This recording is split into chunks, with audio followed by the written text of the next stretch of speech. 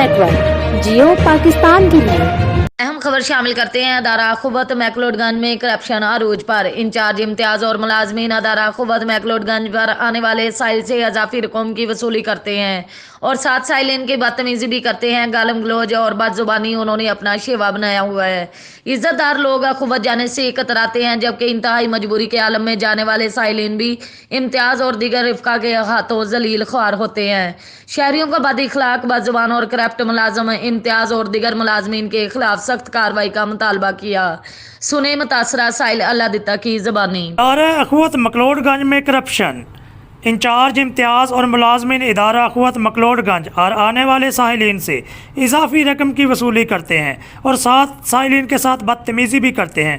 गालम गलोच और बदज़बानी इन्होंने अपना शेवा बनाया हुआ है। इज़्ज़तदार लोग अखवत जाने से कतराते हैं, जबकि इंतहाई मजबूरी के आलम में जाने वाले साहिलीन भी इम्तियाज़ और दीगर रुफ़का के हाथों ज़लीलो ख्वार होते हैं।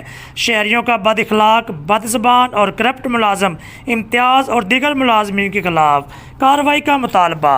मकलोडगंज के रैशी अल्लाह दिता रबानी की ज़बानी सुनिए।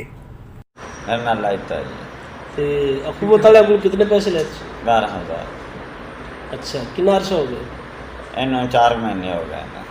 ते उन्होंने थोड़े को पैसे लैन? हाँ जी लाए ने। किमें किमें लैन?